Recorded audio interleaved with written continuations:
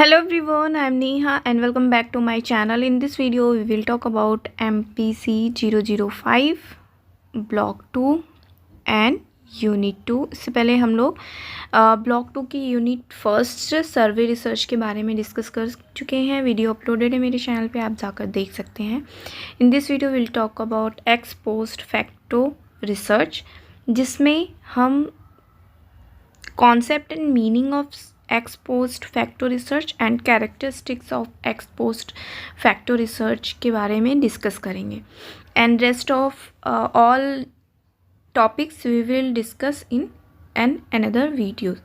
so इससे इस unit से रिलेटेड किस टाइप के क्वेश्चंस प्रीवियस ईयर में आए हैं 10 मार्क्स के, 6 मार्क्स के एंड 3 मार्क्स के, वो ऑलरेडी मैं एक वीडियो में अपलोडेड कर चुकी हूँ। आप जाकर देख सकते हैं, मेरी प्रीवियस वीडियो ही है और उसमें पूरी डिटेल्स में मैंने सारे ब्लॉक यूनिट वाइज क्वेश्चंस को डिवाइड करके वहाँ पे एक्सप्लेन किया हुआ है, आप देख सकते हैं। सो इस टॉपिक को स्टार्ट करने से पहले अगर मेरी वीडियो पसंद आए तो प्लीज़ लाइक करिएगा, अपने दोस्तों के साथ शेयर करिएगा और मेरे चैनल पे नए हैं तो प्लीज़ मेरे चैनल को सब्सक्राइब करिएगा for more videos. So let's begin the topic. So x post facto research में आपने देख रहे होगे कि पोस्ट लिखा हुआ है, तो पोस्ट का मतलब ही होता है आफ्टर। तो बेसिकली कोई एक्सपेरिमेंट या रिसर्च या फिर इवेंट ऑलरेडी हो चुका है, उसका भी जो भी रिज़ल्ट आया है, उस रिज़ल्ट के या फिर उस इफ़ेक्ट के बिहाइंड कॉज क्या है, क्या पॉसिबल कॉज है कि ये रिज़ल्ट आया है, यही फाइंड आउट करते हैं हम एक्स पोस्ट फैक्टो रिसर्च में। इसको डिटेल्स में डिस्कस करते हैं। तो सबसे पहले ये जान लेते हैं कि एक्स पोस्ट फैक्टो रिसर्च या डिज़ाइन को हम आफ्टर द फैक्ट रिसर्च या कैजुअल कॉम्परेटिव रिसर्च के नाम से भी जानते हैं। अगर एक्स पोस्ट फैक्टो रिसर्च या डिज़ाइन के अलावा ये दोनों नेम आते हैं तो आप कंफ्यूज मत होइएगा, ठीक है, इस चीज़ को आप ध्यान रखना।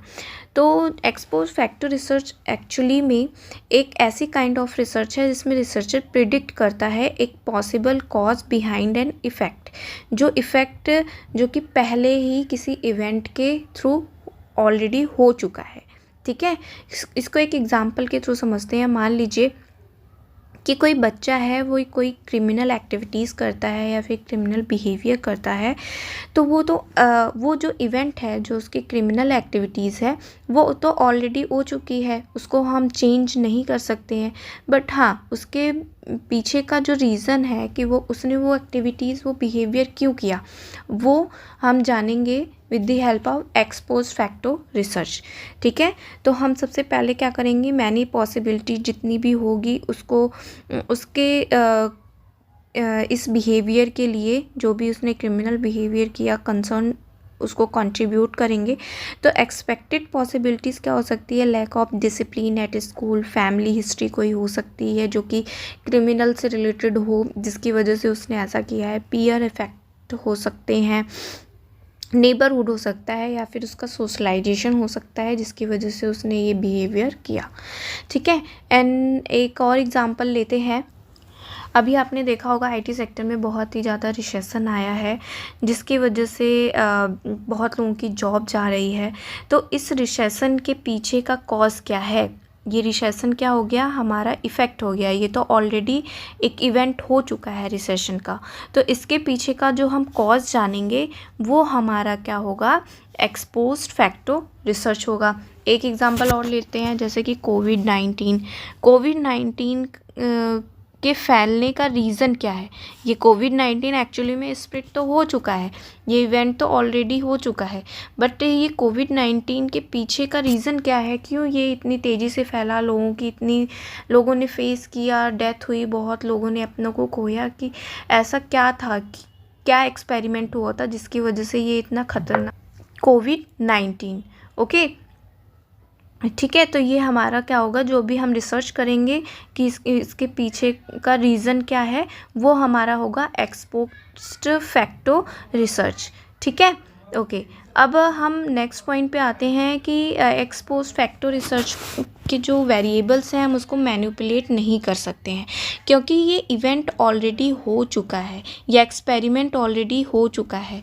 तो इसके हम जो भी वेरिएबल्स होते हैं उसको मैनिपुलेट नहीं कर सकते हैं। जैसा आपने अगर एक्सपेरिमेंटल रिसर्च के बारे में पढ़ा होगा तो उसमें आपने देखा होगा कि इंडिपेंडेंट वेरिएबल और डिपेंडेंट वेरिएबल दो वेरिएबल होते हैं। तो इसमें से इंडिपेंडेंट वेरिएबल को हम मैनिपुलेट करते हैं और जो कि कॉज होता है, एंड उसका इफ़ेक्ट क्या होता है डिपेंडेंट वेरिएबल, जो कि हमें एक रिज़ल्ट देता है। तो ये जो एक्सपेरिमेंट है ये ऑलरेडी हमारा हो चुका है, जिसकी वजह से हम एक्सपोज फैक्टर रिसर्च में कोई भी मैनिपुलेशन नहीं कर सकते हैं वेरिएबल में, ठीक है। एंड अब आते हैं एक्सपोज्ड फैक्टर रिसर्च जो है उसका ये कंक्लूज़न है 2 फैक्टर्स का, जो कि एक साथ होता है। One is the cause and other is the effect. Means आपको पता ही है, अभी हमने डिस्कस किया कि कॉज हम ढूंढते हैं कि किसी भी इफ़ेक्ट या किसी भी रिज़ल्ट जो कि इवेंट हो चुका है उसके रिज़ल्ट का कॉज क्या है। जैसे कि हम रिसेशन की बात की, तो रिसेशन जो भी हुआ, जो हमारा इफ़ेक्ट था, उसका कॉज क्या है, उसके पीछे क्या कॉज है कि रिसेशन हुआ है, ठीक है। तो ये हमारा एक्सपोज फैक्टर रिसर्च है। आई होप आपको समझ में आ गया होगा। अब आते हैं कैरेक्टरिस्टिक्स पे। Characteristics of expose factor research में सबसे पहला पॉइंट है the research has a control और अ कंपैरिजन ग्रुप। कोई भी रिसर्च हम करते हैं तो उसमें हम क्या करते हैं, सैंपल पहले लेते हैं। तो सैंपल को एक्सपेरिमेंटल ग्रुप में, जिस पे हमें एक्सपेरिमेंट एक्चुअल में करना है, एंड सेकंड हम कंट्रोल ग्रुप क्रिएट करते हैं, ठीक है, जिसमें हम कोई भी एक्सपेरिमेंट नहीं करते हैं, बट अपने रिज़ल्ट को एनालाइज करने के लिए हम इन दोनों ग्रुप में क्या करते हैं, कंपैरिजन करते हैं। ये एक तरीके से स्टैटिस्टिकल एनालिसिस होती है, जो कि किसी भी रिसर्च के लिए बहुत ही ज़्यादा कंपल्सरी होती है, नेसेसरी होती है, ठीक है, जिसकी वजह से हम कंट्रोल ग्रुप या कंपैरिजन ग्रुप क्रिएट करते हैं अपने रिज़ल्ट को एनालाइज करने के लिए, ठीक है। कि मीन्स कि हमारा जो कॉज आया है जिसके पीछे का हमें फाइंड करना है कि क्यों ये रीज़न है, क्यों ऐसा ये हुआ, तो उसके लिए हमें उन दोनों ग्रुप में पहले कंपैरिजन करना होगा, जिसकी वजह से हम एनालाइज कर पाएंगे। नेक्स्ट आते हैं द बिहेवियर, एक्शन, इवेंट और द ट्रीटमेंट और the independent variable of the research can not be manipulated और चेंजेड। जैसा कि मैंने बताया कि ये इवेंट ऑलरेडी हो चुका है, एक्सपेरिमेंट ऑलरेडी हो चुका है, जिसकी वजह से हम इसके जो भी वेरिएबल होते हैं, मीन्स कि हमने क्रिमिनल चाइल्ड जो था क्रिमिनल बिहेवियर किया, उस बिहेवियर को तो हम चेंज नहीं कर सकते हैं, बट हम उसके कॉज को जान सकते हैं। दैट मीन्स कि हम जो ये हमारा जो बिहेवियर हो गया ये इंडिपेंडेंट वेरिएबल हो गया। दैट मीन्स कि हम इसको चेंज नहीं कर सकते हैं। तो इस तरीके के जितने भी वेरिएबल्स होते हैं हम उसको मैनिपुलेट या चेंज नहीं कर सकते हैं, ठीक है।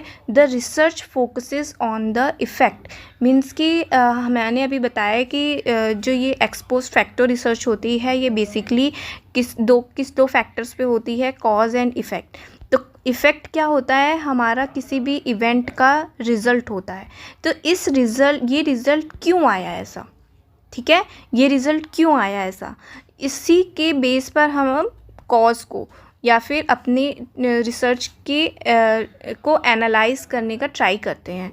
तो इसीलिए हमारा फोकस किस पे होता है, इफ़ेक्ट पे, ठीक है। तो मेन फोकस हमारा कहाँ से स्टार्ट होता है, इफ़ेक्ट पे। इसीलिए इसमें कहा गया है कि the research focuses on the effect, उसी के बेस पर हम ये पूरा रिसर्च करते हैं, ठीक है।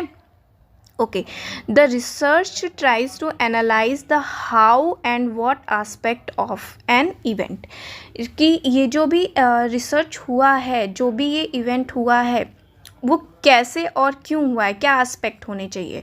जैसे हमने देखा कि क्रिमिनल बिहेवियर किया बच्चे ने, तो उसके बहुत सारे एस्पेक्ट पॉसिबल और एक्सपेक्टेड पॉसिबिलिटीज़ हमने देखी। उसकी फैमिली हो सकती है, उसके नेबर हो सकते हैं, उसको सोशलाइजेशन हो सकता है। तो बहुत सारे ऐसे एस्पेक्ट हो सकते हैं जिसकी वजह से वो ये जो भी उसने क्रिमिनल बिहेवियर किया उन एस्पेक्ट के बेसिस पे किया। तो ये हम ट्राई करते हैं बहुत सारे एस्पेक्ट आपको, ठीक है, कि ये कैसे और क्या हुआ इस इवेंट के में, ठीक है। एंड एक्सप्लोर्स, नेक्स्ट आते हैं explores possible effect and cause. जो भी इफ़ेक्ट है जैसे कि रिसेशन हो गया, उसके उस पर पॉसिबली जितना भी एक्सप्लोर कर सकते हैं हम करते हैं रिजल्ट पे बेस, ठीक है। और जो कॉज होता है उस पर तो हमें उसके पीछे का रिसेशन के पीछे का कॉज तो हमें जानना ही है, तो उसके लिए हम जितनी भी पॉसिबिलिटीज़ होती है उसको एक्सप्लोर करते हैं। जैसे क्रिमिनल बिहेवियर में हमने बहुत सारे एस्पेक्ट को देखा, उसके फैमिली, उसकी नेबर, उसकी सोशलाइजेशन, तो कॉज उसी के बेस पर हम फाइंड आउट करेंगे। तो जितने भी पॉसिबिलिटीज़ होती हैं, एक्सपेक्टेड पॉसिबिलिटीज़ होती हैं, हम उसको एक्सप्लोर करते हैं, ठीक है। तो ये है characteristics of exposed factor research. I hope ये टॉपिक आपको समझ में आया होगा।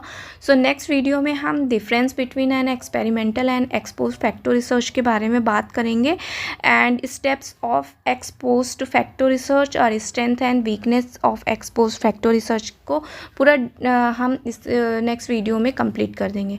अगर ये टॉपिक आपको समझ में आया तो प्लीज़ लाइक करें, अपने दोस्तों के साथ शेयर करें, और मेरे चैनल पे नए हैं तो प्लीज़ मेरे चैनल को सब्सक्राइब करें फॉर मोर वीडियोस। सो ऐसे ही मेरी वीडियोस को देखते रहिए। Thanks for watching.